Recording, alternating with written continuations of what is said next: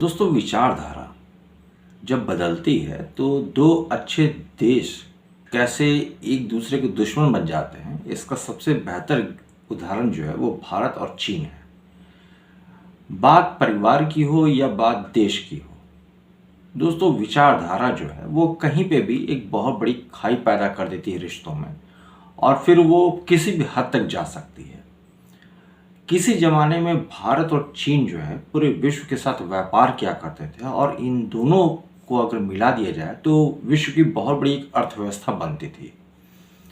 हजारों साल पहले की बात है दोस्तों, जब भारत और चीन एक साथ मिलके सिल्क रूट के थ्रू जो है पूरे विश्व के साथ, चाहे वो मिडिल ईस्ट हो, चाहे वो आपका यूरोप हो, या फिर आप विश्व के कोई अन्य देश क्यों ना हो, उस सबके साथ व्यापार किया करते थे। और विश्व व्यापार का 45% जो एक्सपोर्ट होता था वो इन्हीं दोनों देशों से होता था। समय के साथ बहुत कुछ बदल गया, और 70-80 सालों में अगर देखा जाए तो भारत और चीन के रिश्तों में जो बदलाव आया है और जो विचारधारा बदली है, मैं 1947 के बाद की बात कर रहा हूँ, तो उसने कहीं ना कहीं भारत और चीन को एक दूसरे के सामने लाके खड़ा कर दिया है। फर्क यह है कि चीन में भी शासन है और भारत में भी शासन है, लेकिन भारत का लोकतांत्रिक शासन चीन के वामपंथी शासन से काफी अलग है। आप इसे कम्युनिस्ट शासन भी कह सकते हैं, क्योंकि चीन में कम्युनिस्ट शासन चलता है, लेकिन उनकी जो आइडियोलॉजी है, थोड़ा मैं मानता हूं कि वो भारत के फेवर में नहीं रही है, और वो वामपंथ विचारधारा को बहुत ज़्यादा वो सपोर्ट करते हैं, समर्थन करते हैं, और उसी के कारण भारत में कई बार इंटरनल डिस्टर्बेंस भी देखा जाता है। और चाहे वो आप अलगाववाद देख लें या फिर माओवाद देख लें, तो कई ऐसे मौके आते हैं जहां पे आपको लगेगा कि चीन की दखल अंदाजी की वजह से भारत डिस्टर्ब हो रहा है। आज का जो भारत है वो पिछले 10-12 साल पहले के भारत से काफी अलग है, और चीन भी इस बात को मानता है, लेकिन फिर भी वो कोई ना कोई ऐसा बहाना ढूंढता है जिससे भारत डिस्टर्ब होता रहा है। तो भारत ने भी इसका पलटवार करते हुए चीन को घेरना शुरू कर दिया।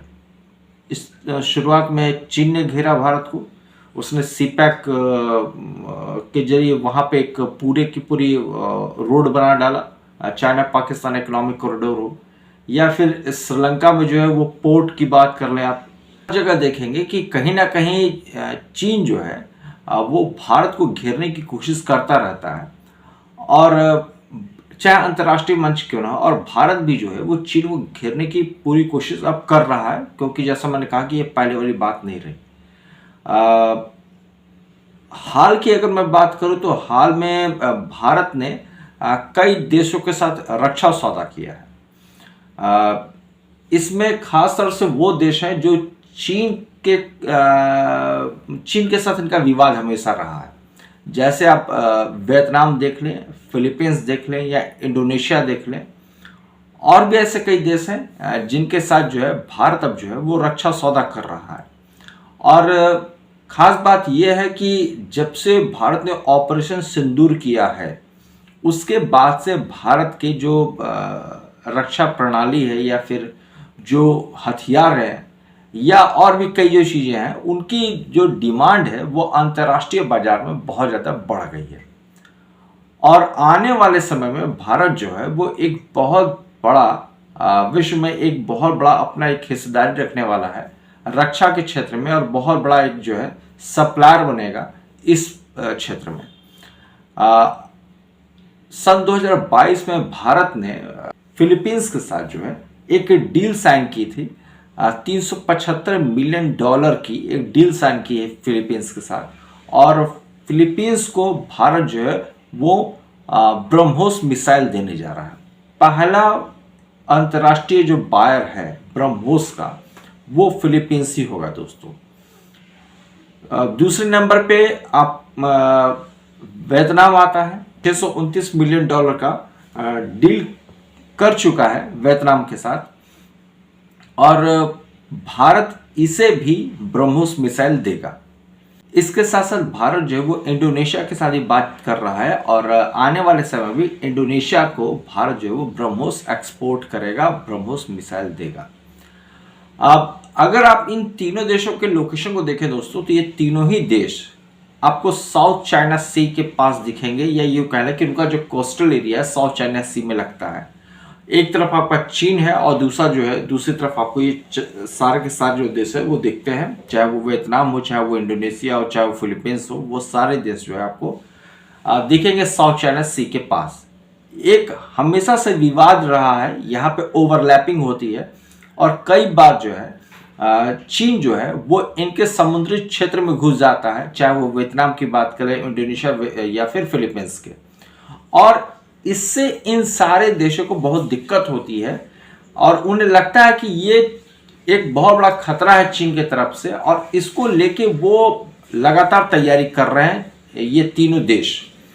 और जिस तरीके से भारत के साथ रक्षा सौदा चल रहा है इन तीनों देशों का, वो आने वाले समय में भारत के लिए एक बहुत अच्छी बात है और बहुत एक अच्छा मौका है कि भारत यहाँ पे अपने आप को एक बेहतर विकल्प के तौर पे साबित करे, क्योंकि यूरोपियन देशों से या फिर अमेरिका से रक्षा हथियार वगैरह खरीदना काफ़ी टेक्निकल हो जाता है। हम सभी लोग जानते हैं कि अमेरिका जो है वो अगर आपको कोई हथियार देता है तो उसका टेक्नोलॉजी ट्रांसफ़र करवाना बड़ा मुश्किल हो जाता है। चाहे यूरोपियन कंट्री की बात कर लें तो वहाँ से टेक्नोलॉजिकल ट्रांसफ़र होना बड़ा मुश्किल हो जाता है, लेकिन भारत के साथ ऐसा नहीं है। भारत जो है वो हर लेवल पर सपोर्ट करने के लिए तैयार होता है, चाहे वो इक्विपमेंट्स देने की बात हो या फिर कोई टेक्नोलॉजी देने वगैरह की बात हो। तो ये इसको लेके भारत जो है वो उतना ज़्यादा रिजिड नहीं है जितना ज़्यादा आपका अमेरिका जो है या फिर यूरोपियन देश रहते हैं।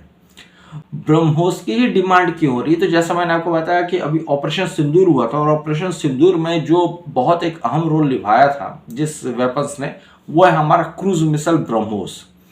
दोस्तों, इसकी सटीकता और इसका प्रिसाइज अटैक पे कोई संदेह नहीं है।